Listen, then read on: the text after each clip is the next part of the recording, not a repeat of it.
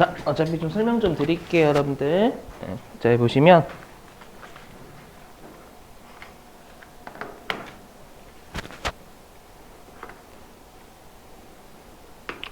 자, 우리 어저께 그 부가가치세 입력하는 거 마무리했고, 알죠? 어저께 부가세가 좀 많이 빡셌죠, 여러분들. 자, 지금은 이제 뭐냐면 결산이에요, 결산. 알죠? 결산인데 이 결산이 좀 많이 달라요. 좀 많이 다릅니다. 입력하는 방법이 어저께도 제가 설명했지만, 자 보시죠. 자, 우리가 이제 그 감가상각이 자동 결산이죠, 여러분들.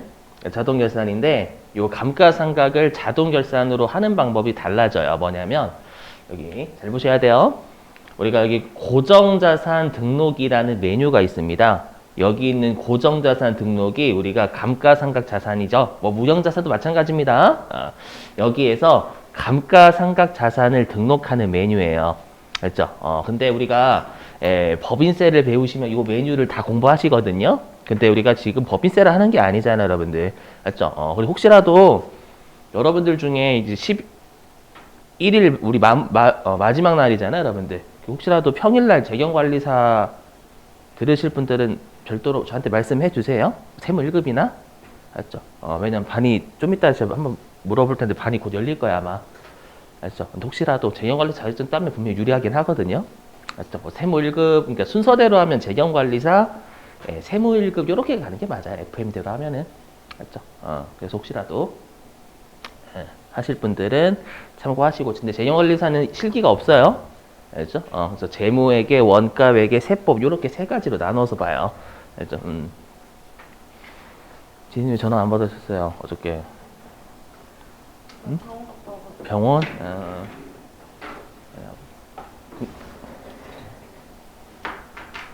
자, 보시죠. 자, 그래서 일단 여기 세무 2급 있죠? 세무 2급이래. 여기 TAT 같은 경우에는요, 입력하는 방법을 좀 외워주시면 돼요. 자, 해볼게요. 어떻게 하시냐? 자, 일단 첫 번째. 여기 고정자산 있죠, 여러분들. 우리 고정자산이 엄밀히 얘기하면 부가가치세 빼고는 세법에서 유형자산하고 무형자산 다 합쳐서 그래요. 알죠? 그래서 여기 고정자산. 근데 지금 한 건 건물로 세팅해 놓은 거예요, 건물. 그러니까 이 문제에서 언급된 해당 유형자산이나 무형자산을 찾으시는 겁니다. 알죠? 그럼 여기에 제가 설명 안 드리는 거 문제에서 다 줍니다. 이 뜻이 되는 거예요. 그렇죠? 문제에서 다 주고요. 일단 외워주셔야 돼요. 자, 여기 기초가액인데, 기초가액에 조심하실 게 뭐냐면, 우리가 단기 중에 취득하면 월할 상각해야죠. 단기 중에 취득하면 월할 상각하고, 우리가 과거에 취득했으면 올해 연도 1년치 감가상각 하잖아요. 그렇죠? 그랬을 때 주의하실 게 뭐냐면, 컴퓨터 켜주시고. 그래서 여기 이 기초가액에는 과거에 취득, 요게 핵심이에요. 과거에 취득했을 때 취득원가는 1번에 들어가요. 암기해 주실 수 있죠? 그래서 만약에 문제에서 2022년 전 있죠? 2021년도 그때부터 알죠? 그래서 과거의 취득이면 취득원가는 여기 1번에 넣으시는데 중요한 게 무형자산이 문제예요. 자, 들어보실게요. 여러분들 우리가 유형자산은 취득원가에서 감가상각 누계 뺀 그거밖에 무조건 그거밖에 안 쓰죠. 맞죠? 그래서 내가 예를 들어가지고 기계장치를 5천만 원 주고 샀대요. 아시죠? 5천만 원 주고 샀는데 여태까지 감가상각해서 2천만 원 까졌대요. 그럼 5천만 원 빼기 2천만 원 이렇게 기록돼 있잖아요. 맞죠? 근데 무형자산은 5천만 원 빼기 2천만 원 이렇게 기록돼요. 3천만 원으로 기록돼요. 후자죠. 무형자산은 직접 까는 게 원칙이에요, 여러분들. 그러다 보니까 무형자산의 경우에는 미상각 잔액을 입력하는 거예요. 그러니까 방금 사례에서 예를 들면 이게 유형자산이면 5천만 원 입력하시는 거고 취득 원가가 5천만 원이니까 되시겠어요? 근데 이게 무형자산이면 3천만 원 넣으셔야 된다라는 거예요. 근데 여러분들이 계산하셔야지. 그래서 미상각 잔액이 뭐예요? 장부금액이란 얘기죠. 알죠? 그래서 상각하고 남아있는 금액을 입력을 하셔야 된다라는 게 포인트예요. 기초가액에다가. 아셨죠? 요거 유념하시고. 자, 그 다음에 전기말 상각 누계액. 얘는 말 그대로 전기말에 감가상각 누계액을 입력하시면 되는 겁니다. 아셨죠? 이 정도로 하고 넘어갈게요. 여기.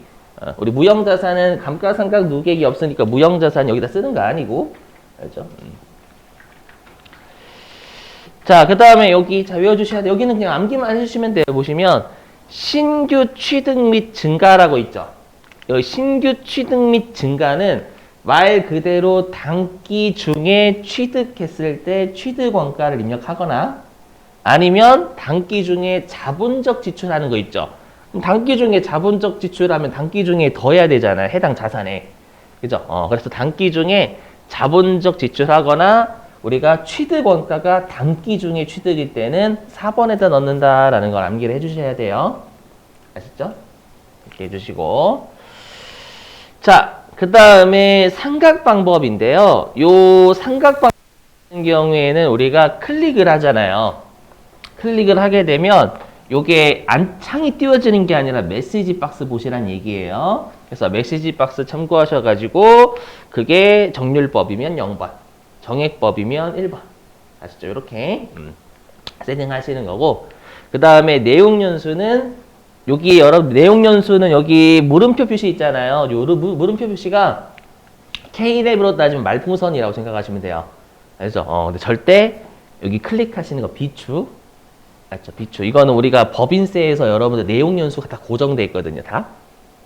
법인세는 건물은 몇 년 이런 거 다 고정돼 있어. 세팅이 다 돼 있습니다. 실제 업무 그대로 가요. 법인세대 일반적으로. 알죠? 근데 여기 물음표에 없는 내용연수를 출제할 수도 있거든요. 알죠? 그래서 자급적 여기에다가 숫자를 입력하시는 거 권장. 자, 그 다음에 여기 경비 구분인데, 이 경비 구분은 500번대냐, 800번대냐, 그것만 구분하시면 돼요. 문제에서 주겠죠. 공장인지 본사인지는, 예, 줄 거니까. 보시고. 자, 그 다음에 여러분 주의하실 게 뭐냐면, 이것도 가끔씩 출제해요. 뭘 출제하냐면, 그 시험에서 우리 업무용 승용차라고 해가지고, 실제로 여러분들, 그 부가가치세는 다 비영업용 소형 승용차를 업무와 관련이 없다라고 해석하죠. 맞죠? 하지만 저기 부가세, 거기 소득세나 나중에 여러 법인세 같은 경우에는 그 업무에 쓰는 비율을 기록을 해요. 내가 자동차 그 전용 보험에 가입해가지고 업무에 쓰는 일지를 작성을 하면 인정해주거든요. 알죠? 그래서 여기 제가 모르고 안 넣어놨는데, 만약에 시험에서 업무용 승용차를 등록하세요 라고 하면 여기를 요렇게 체크하셔야 돼요. 아셨죠? 그리고 나머지는 우리가 위에 있는 나머지는 다 세무 1금용이지. 세무 1금 법인세용이니까 나머지는 신경 쓰지 마시고, 그래서 업무용 승용차 나오면 여기에다가 여러분이 넣으셔야 된다라는 강조. 자, 요렇게 하시고 하시고, 그 다음에 만약에 문제에서 이럴 수 있겠죠. 내가 이럴 수도 있어요. 단기 중에 팔 수도 있죠. 단기 중에 처분할 수도 있는 거잖아요, 여러분들. 그래서 만약에 단기 중에 양도 처분. 네, 단기 중에 처분을 하면 여기 3번 양도 일자에 넣으셔야 돼요. 왜냐면 이럴 수 있거든요. 여기 TAT는 들어보실게요. 여러 엄밀히 얘기하면 잘 들어보실게요. 내가 만약에 올해 6월 30일 날 기계를 팔았어요. 올해 6월 30일 날 기계를 팔았습니다, 여러분들. 그럼 올해 몇 개월 사용하고 판 거예요? 6개월 사용하고 판 거죠. 올해 6월 30일 날 기계를 팔았대요. 그럼 올해 기계 6개월치 썼죠. 맞죠? 그럼 6개월치 감가상각 하는 게 맞아요, 여러분들. 그래서 실제로 우리가 감가상각 자산을 처분할 때는 선상각 후처분이라고 합니다. 사용한 것만큼 먼저 선상각, 사용한 것만큼 상각 먼저 하고 그 다음에 처분을 나중에 하는 거예요. 아시죠? 그럼 여기 전체 양도 일자에 우리가 만약에 어느 년도에 팔았다라고 출제가 되면 얘를 입력하면 컴퓨터가 알아서 감가상각비 구해주거든요. 아셨죠? 그것도 여러분들이 좀 기억을 해 주시고, 그런 문제도 출제를 가끔 하니까. 아시죠?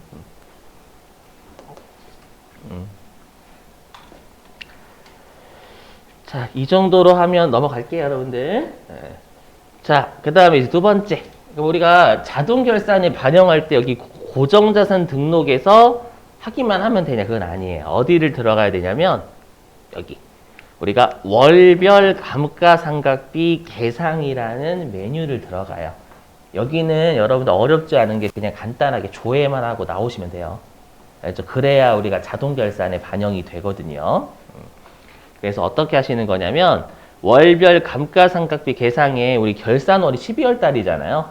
12월로 조회를 하시면 돼요. 12월로 조회하시고 나가시면 됩니다. 나가실 때 저장하시겠습니까? 라고 뜰 거거든요. 이게 12월 입력하고 나가실 때 저장하시겠습니까? 하시고 나가시면 됩니다.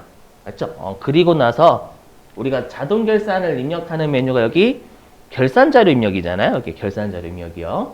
맞죠? 여기에서 어떻게 하시면 돼요? 외워주셔야 돼요. 어떻게 하시냐면 여기 기능 모음이 있어요. 기능 모음. 기능 모음을 클릭합니다. 그럼 메뉴가 진짜 없어요. 우리가 K랩 같은 경우에는 뭐 퇴직 충당, 뭐 대손사가 진짜 많죠. 그래서 거기에 4하잖아요. 맞죠? 근데 여기는 메뉴가 몇 개 없어요. 없기 때문에 어떻게 하냐면 기능 모음 클릭해서 F7번 감가상각 반영 있죠. 요거를 하면 우리가 월별 감가상각비 계산 그 메뉴 있었잖아. 아까 12월 입력한 거.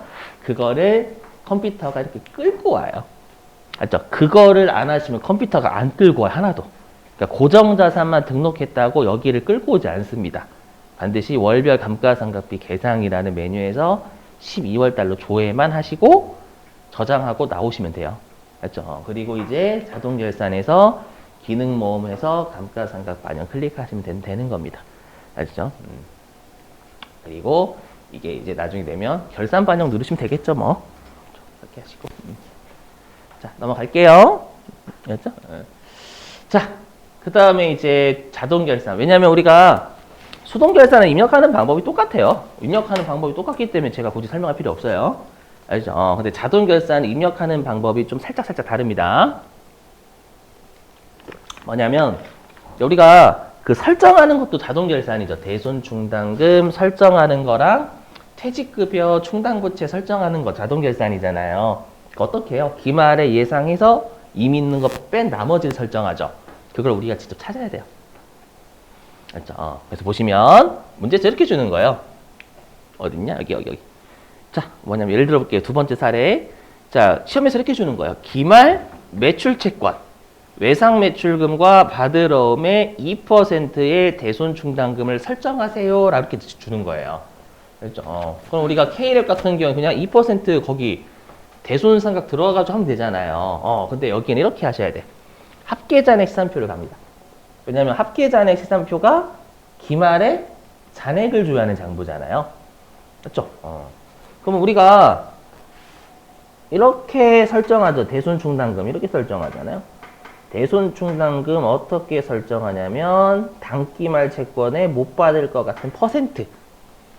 제가 지금 밑줄 친 게 요게 기말에 얼마를 못 받을 것 같다라고 추정하는 공식이잖아요. 동의되시겠죠? 요거. 근데 이미 있는 설정 전 대손 충당금 잔액을 뺀단 말이에요. 이 공식을 활용을 해야 돼요. 그럼 우리가 단기말 채권 잔액 알아야 되겠죠? 그럼 우리가 어느 시점에 잔액 조회하는 장부가 합계잔액 시산표잖아요, 여러분들. 이해되시겠어요? 그래서 합계잔액 시산표 12월 31일자로 세팅을 하시는 거예요. 하시면 여기 보시죠. 여기가 외상매출금부터 볼게요. 자, 외상매출금이 지금 기말에 얼마가 있냐면 2,926만 5천 원이 있는 거예요. 채권은 잔액이 차변이잖아요. 맞죠? 여기에 2%를 곱한 게 기말에 외상매출금 못 받을 것 같은 금액이죠. 맞죠? 근데 보시면 아시겠지만 여기요.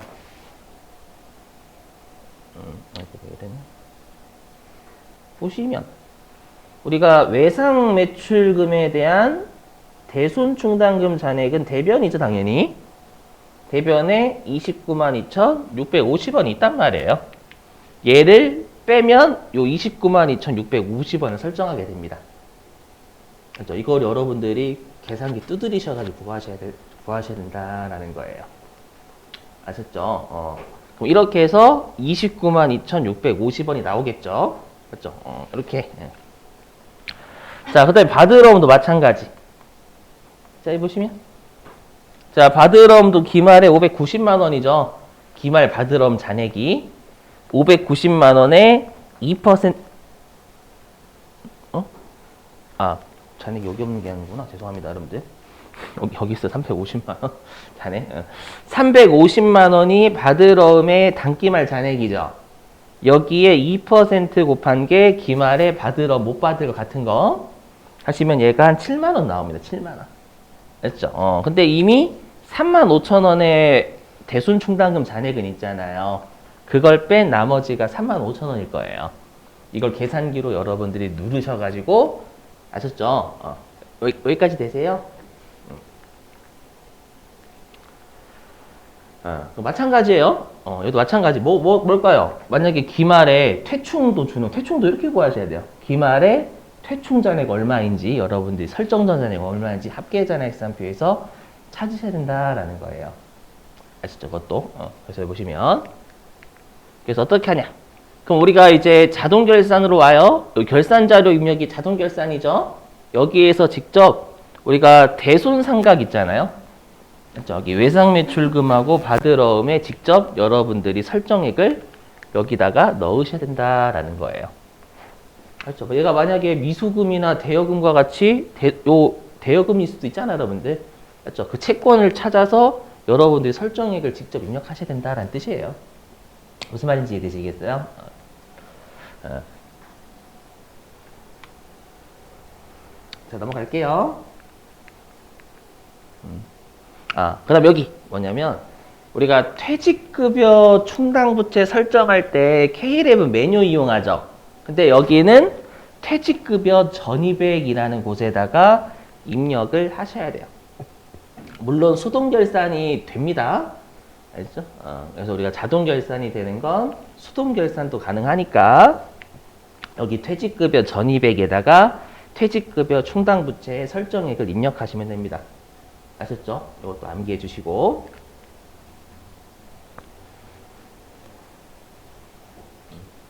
자, 넘어갈게요.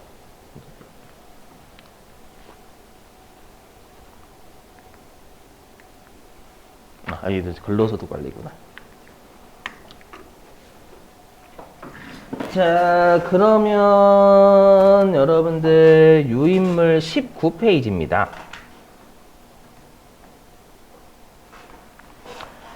자, 유인물 19페이지에 회사 2002번. 맞아요.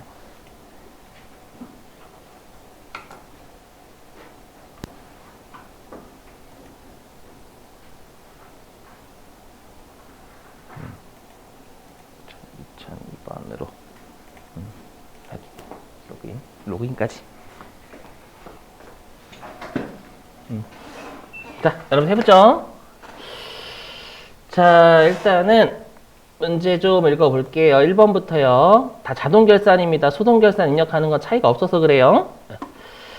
자, 읽어보면 자, 1번. 자, 자료 설명에 자, 기말의 법인세가 300만 원으로 추산되다. 그럼 우리가 기말에 법인세 등이라고 하죠, 여러분들. 법인세 등이 300만 원으로 예상이 되는 거예요. 근데 기존에 우리가 중간예납세액이나 원천징수된 세액은 선납세금 잡잖아요, 미리. 맞죠? 그래서 차변에 있는 선납세금 대변으로 대체하고 나머지 미지급세금 잡죠. 맞죠? 이거를 입력하는 방법은요, 무조건 가급적 이거 수동결산 추천드려요, 무조건. 이 법인세 비용 계상하는 거 있죠? 무조건 수동결산하는 걸 추천드립니다. 자, 왜 그런지는 보여드릴게요. 보시면, 이제 화면 보세요. 자동결산으로 하면 정말 까다로워요. 자, 보실게요. 왜 까다로운지 설명을 해보면. 자, 얘를 만약에 우리가 자동결산으로 들어가잖아요. 그럼 보시면 아시겠죠? 여기 보이세요? 요 맨 아래 법인세 등에 법인세 계상 있죠? 요 메뉴밖에 없어요. 이 법인세 계상이 미지급 세금 얼마인가 입력하는 아니거든요. 아셨죠? 그럼 우리가 일단 선납세금이 기말에 얼마인지 알아야 되겠죠? 보시면 아시겠지만 선납세금 얼마인지 안 줘요. 그럼 여러분들 우리가 12월 31일자 선납세금 잔액은 합계잔액시산표나 재무상태표 가면 되겠죠? 그죠? 그래서 저는 한번 합계잔액시산표 가볼게요.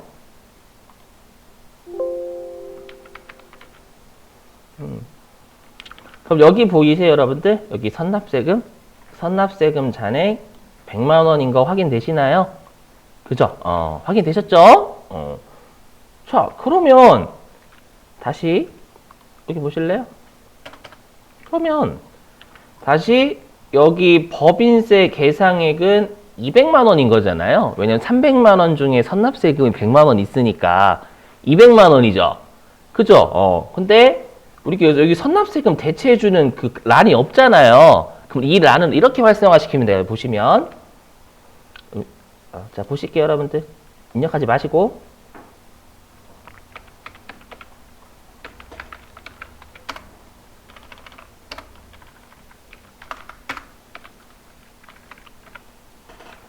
여러분, 2분계가 뭐예요, 2분계? 2분계가 지금 선납세금 대체시키는 분계죠, 100만 원을요. 맞죠? 그럼 2분계를 하면 이제 어떻게 되는지 보세요.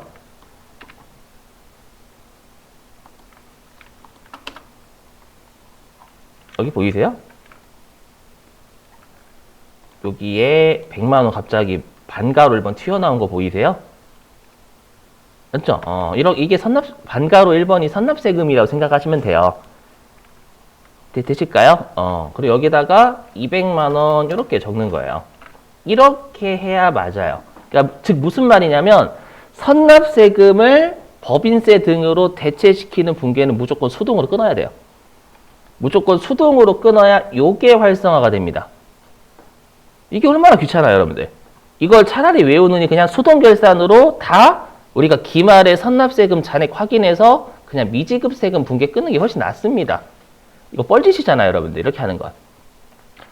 무슨 말인지 이해되시겠어요? 그래서 차라리 그냥 이렇게 끄는 게 나아요.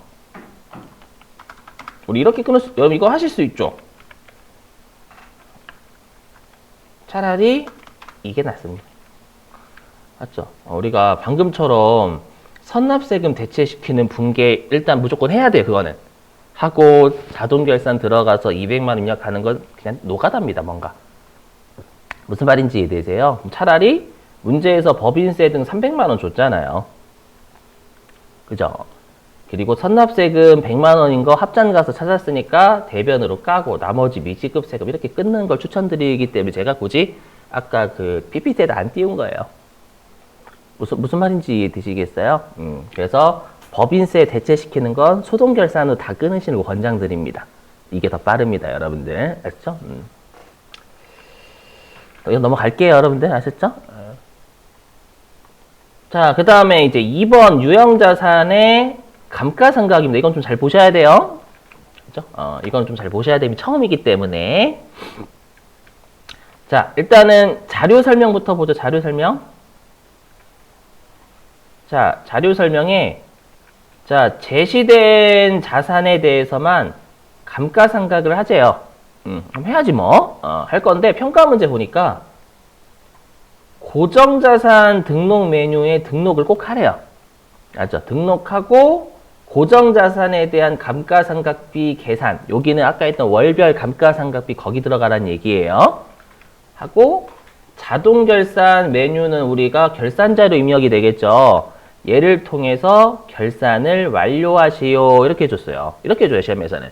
고정자산만 등록하면 이게 세팅이 안 됩니다. 자동결산에서요. 아까 했던 월별 감가상각비 계산을 해야 돼요. 일단 우리가 할 게 고정자산 등록이라는 거 조회하면 되는 거잖아요. 맞죠? 그래서 고정자산 등록 가볼게요, 여러분들.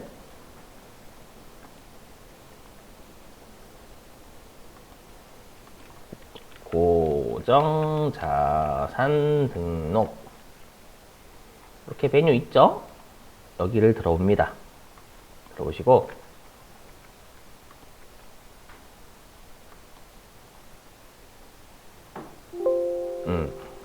자, 지금 커서가 어디에 있냐면 여기에 있죠?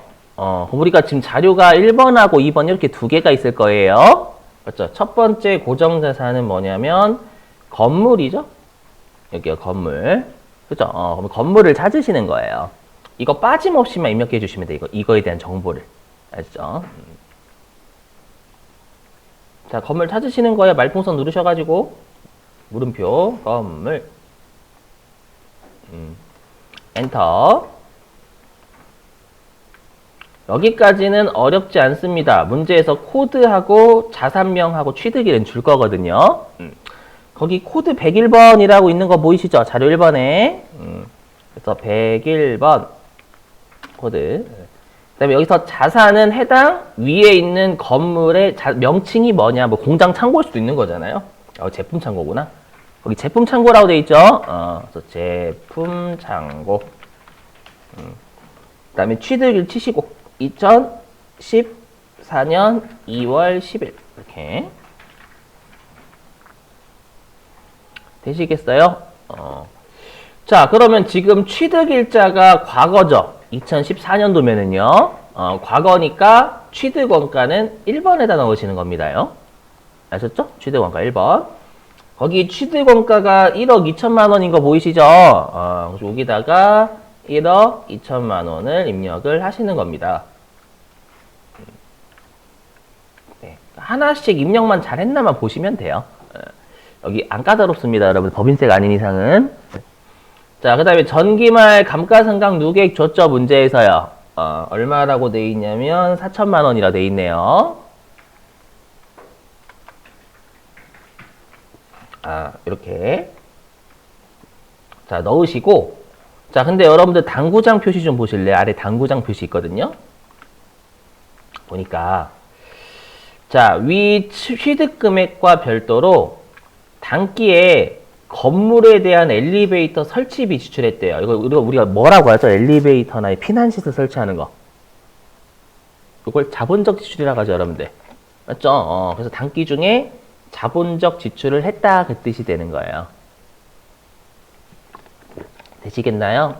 그럼 자본적 지출했으니까 우리 아까 단기 중 취득이거나 단기 중에 자본적 지출하면 4번이다 라고 했었죠. 그럼 얘는 지금 단기 중에 자본적 지출을 한 거니까 4번 들어가면 되는 거예요. 4번에 금액은 2,000 되셨죠?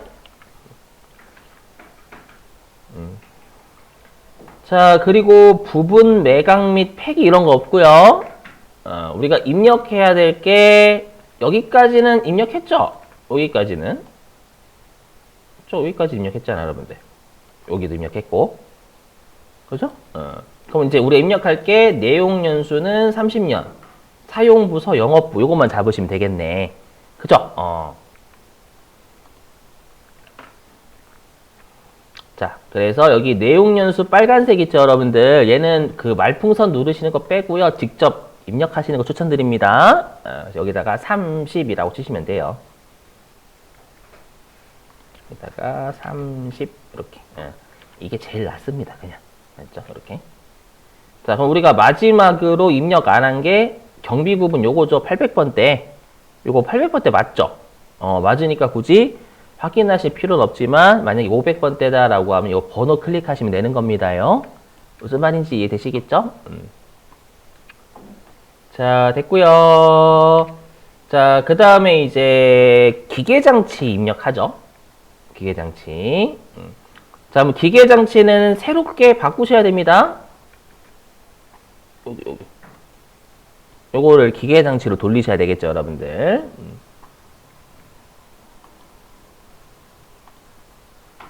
들어오시고.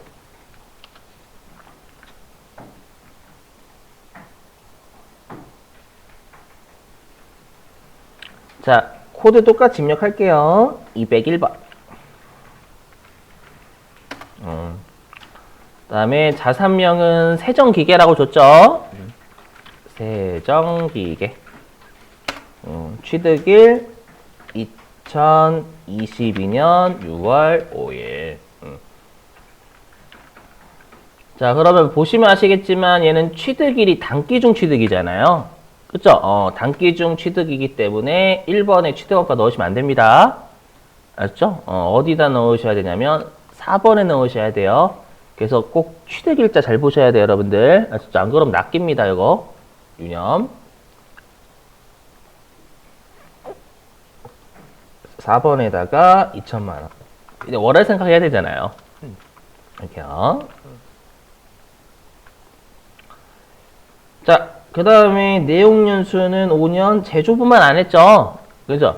그래서 내용연수 여기 5년 잡고요. 잡고, 그 다음에 경비 구분 있죠, 여러분들? 요 경비 구분이 800번대가 아니라 500번대죠? 제조부다라고 돼 있으니까요. 그럼 번호 클릭하시고, 네. 여기 1번 500번대로 돌려주시면 되겠죠. 되셨어요? 네. 호잇. 자, 됐습니다. 그래서 일단 여기는 문제에서 언급되어 있는 것만 잘 여러분들이 집어넣어 주시면 하면 됩니다. 아셨죠? 자, 근데 제 화면 보세요. 제 화면 보시면 제가 방금 월별 감가상각비 계산 안 들어갔죠, 여러분들, 우리. 그러면 우리 아까 월별 감가상각비 계산까지 하고 자동결산에서 기능모음 클릭하셔가지고 여기 감가상각 반영 누르라고 했잖아요. 보시면 아시겠지만 여기 안 떠요. 왜냐면 여기 아예 있죠. 월별 감가상각비 계산 반영 여부.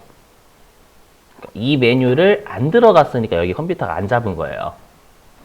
오카이?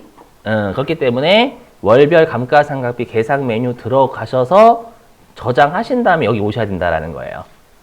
제가 여기 온 거는 여러분들 보여드리기 위해서예요. 월별 감가상각비 계상을 안 들어가시면 컴퓨터가 우리 방금 했던 건물하고 기계장치 감가상각비 여기 안 끌고 와요. 아셨죠? 자, 그럼 다시 여기에다가 월별 감가상각비 계상이라고 치겠습니다요. 월별 이 정도?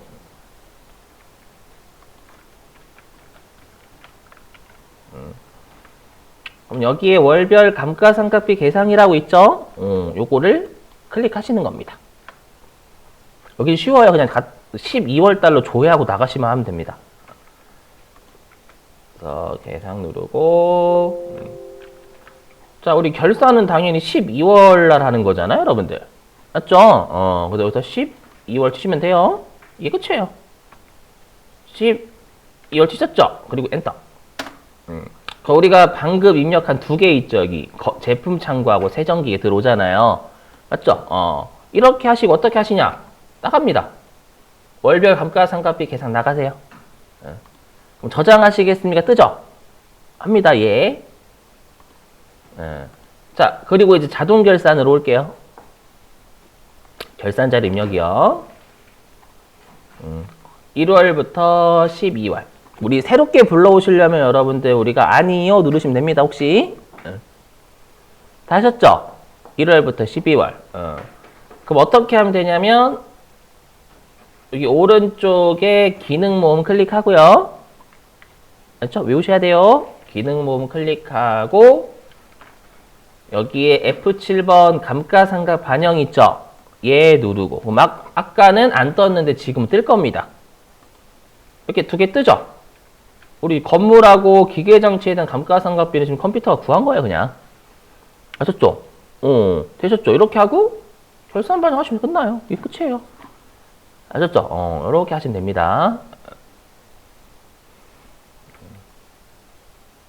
그래서 실제 우리가 감가상각비가 얼마인지는 아까 했던 그 고정자산 등록 메뉴 진짜 많이 이용하거든요, 실제로는요. 그러니까 여러분들 여기 공부하시는 게 분명히 좋긴 해요. 더 좋으니. 되셨죠? 이렇게 하는 게 맞아요, 엄밀히 얘기하면. 넘어가겠습니다. 나중에 이제 세무 1급 오시면 이제 법인세까지 배우시면 아까 삐어 있었던 메뉴 다 공부하게 되시는 거고. 자, 이제 마지막 하나 하고 쉴게요. 3번입니다. 3번. 채권에 대한 대손상각비. 자, 자료 설명 볼게요. 자, 기말에 외상매출금 잔액에 대해서 1%의 대손충당금을 보충법으로 설정한다. 그러면 여러분은 이제 계산기가 준비가 되어 있으셔야 돼요. 아시죠? 자, 해봅니다. 자, 그러면 우리가 기말의 외상매출금 잔액 얼마인지 찾아야 되니까 합잔 이용하면 되겠죠, 여러분들. 합계잔액 시산표를 가요. 또는 재무상태표도 가능합니다. 합잔을 갑니다. 또는 재무상태표 키셔도 되고요.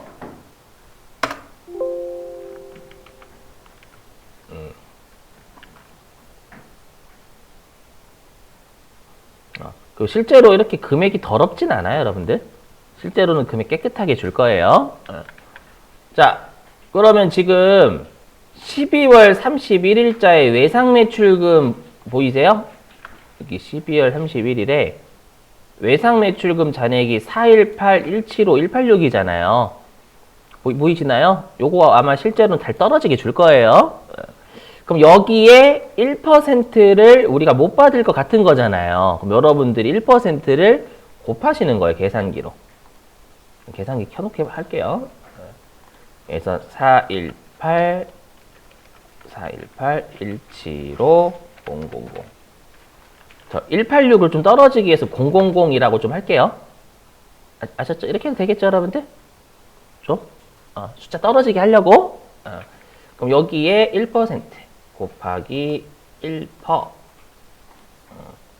하면 이렇게 뜨네요. 4181750. 요게 기말에 내가 못 받을 것 같은 외상매출금이 되는 거죠. 그죠? 근데 우리가 얘를 다 설정해요? 아니죠. 이미 있는 대손충당금 잔액은 빼야 되잖아요, 여러분들. 오카이? 그게 얼마 있어요, 보니까. 외상매출금에 대한 대손충당금 잔액이요. 그죠? 기말에 여기 40만 원 있는 거 보이세요? 잔액? 확인되시나요? 그럼 여기에서 어떻게 해야 돼? 40만 원 빼야 되겠죠? 오케이? 빼기 40만 원. 하면 여기에 있는 3781750이 설정할 금액이 되네, 외상매출금. 이거를 계산만 하시면 돼요. 여기가 되셨죠? 그럼 3781750입니다. 왜냐면 실제 시험에서 떨어지게 줘요. 그럼 우리 다시 결산자료 입력을 들어와요. 그래서 실제로 자동결산은 여러분들 한 문제만 출제합니다. 수동결산도 한 문제, 자동결산도 한 문제 이렇게 출제해요. 또 결산자료 들어오셔가지고 여기에서 우리 외상매출금 검색하면 되겠죠. 컨트롤 F 기능 있잖아요, 여러분. 단축키. 외상매출금 이렇게 들어와요. 그럼 여기 외상매출금으로 커서가 가죠. 한단 말이에요. 그럼 여기에다가 직접 설정할 금액을 넣으시는 거예요, 여러분들이. 그 설정할 금액이 지금 제가 미리 쓸게요. 3781750이거든요. 네. 이렇게 하시거나 아니면 여러분들이 배우셨던 차변의 대손상각비, 대변의 대손충당금 이렇게 잡으시거나 수동결산 하시거나 둘 중에 하나 하시면 돼요. 무슨 말인지 이해되시겠어요? 그래서 설정할 금액만 우리가 구해야 된다라는 게 좀 까다로운 문제가 되는 거예요. 아시죠? K랩 같은 경우에는 전산세무 회계는 컴퓨터가 구해줬지만 이걸 우리가 구해야 된다. 이것만 달라요. 무슨 말인지 되시겠죠? 자, 그리고 얘도 마찬가지예요. 여러분들 여기 기능모음 있잖아요. 기능모음. 있죠? 기능모음이래. 여기 전표 추가 있죠? 자동결산을 끝내시면 전표 추가는 꼭 눌러주셔야 됩니다. 아셨죠? 자, 전표 추가 누르시고. 예. 이거는 꼭 하셔야 돼요. 똑같습니다. 우리 자동결산 마치고 전표 추가하는 거 똑같습니다요.